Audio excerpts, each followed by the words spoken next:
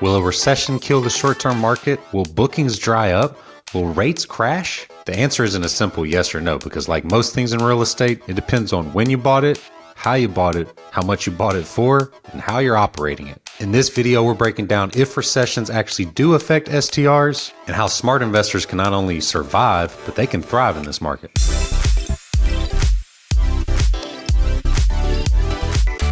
Hey everyone, my name is Garrett Brown. I'm a short-term rental investor and the biggerpockets STR expert, here to give you some answers to some questions that might be on your mind recently. Let's start with what actually happens when a recession hits. Now, I'm not saying we're in a recession or a recession is coming. I don't know anything about that type of stuff. That is not my lane. I'm just searching through questions that are commonly asked on Google, and this seems to be one that people are concerned about. The first thing is consumers' behavior starts to change. People start cutting non-essentials, delaying big purchases, and going more affordable than going luxury. But here's the twist. They don't stop traveling. They just travel a little differently. Instead of flying to Europe and staying at luxury resorts or paying premium for luxury hotels, people are looking for affordable, close-to-home getaways now. International travel takes a dive, but domestic travel tends to stay relatively similar as far as patterns, maybe not exact areas or money spent. That's why drive-to destinations, more budget-friendly listings, and experience-based stays still outperform most in the market.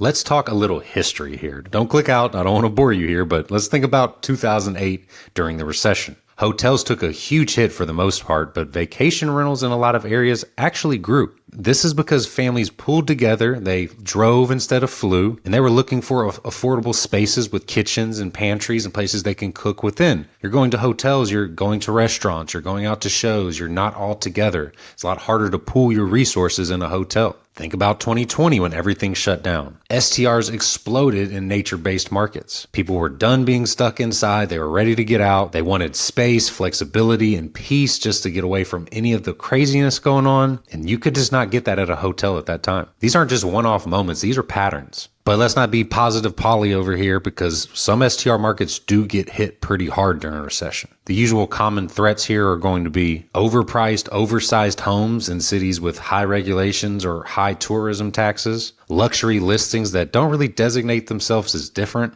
and then properties that are in areas that rely on luxury tourism travel, such as Miami Beach and Park City, Utah, and places, Breckenridge, places like that. If you bought a condo for $1.5 million and your only play that you see as success is $1,000 a night for a bachelor party, you're probably in trouble. But on the flip side, there are some STRs that hold up well. They may even do better if things are going this way. Like I mentioned earlier, drive-to access from major cities, a unique design or experience, something that they can't get in everyday life, or low operating costs for you, or low-priced attractions nearby such as forests, parks, and lakes. You have to think about it. Even during slower economic times, people still celebrate birthdays, anniversaries, family getaways. They're just looking to spend a little less. So what do you do if you're trying to invest in short-term rentals right now? I wouldn't worry about the economy too much. I would just look for recession-resilient markets. I recently covered my 10 favorite recession-resilient short-term rental markets that I will link in the description below to check out. But the main things to target are drive-to vacation spots from 1 to 2 hours away from major metro hubs, mid-tier price point places, especially in purchasing the place and setting it up, and properties that have a dual use potential. Think of